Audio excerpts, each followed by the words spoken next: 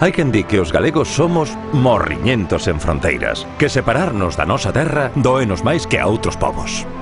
A explicación é difícil. É un sentimento. Máis que un sentimento. Como lle explicas a alguén que non é galego o que se sente ao ser galego, o que se sente ao escoitar de viaxe?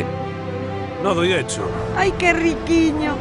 Las patatas esmagadas, por favor. Que se sente cando és dunha terra onde a xente se pelexa por invitar? Por favor, saca el cartón de pago. Que se sente cando montas unha boa carallada? Ou cando amosa a túa incredulidade cun BHB? Bueno. Ou cun BCB? Bueno, c***o, bueno. Como explicar o orgullo que sentimos ao facer tantos pratos exquisitos só cun pouco de pimentón? E iso sí, a mellor materia prima do mundo. Que se sente cando che poñen diante unha bandexa de percebes como esta? Os galegos amamos a naturalidade, o auténtico. Campechano. E desagrádanos o artificial. Esa é unha mística. Que se sente ao saber que cando damos a nosa palabra non fallamos. Que se sente? É máis que un sentimento. É unha paixón que nace das grandes e das pequenas cousas. Unha paixón que ven da montaña, da terra, do campo e da cidade, da familia, dos nosos.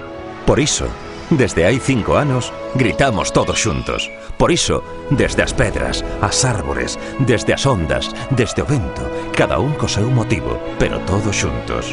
Cada un a súa maneira, pero todos xuntos gritamos: ¡Vivamos como galegos!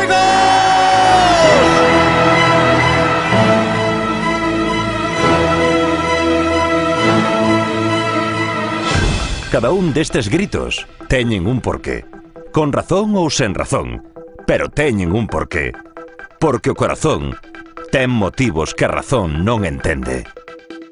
¡Polas praias galegas! ¡Polas ameixas de Carril!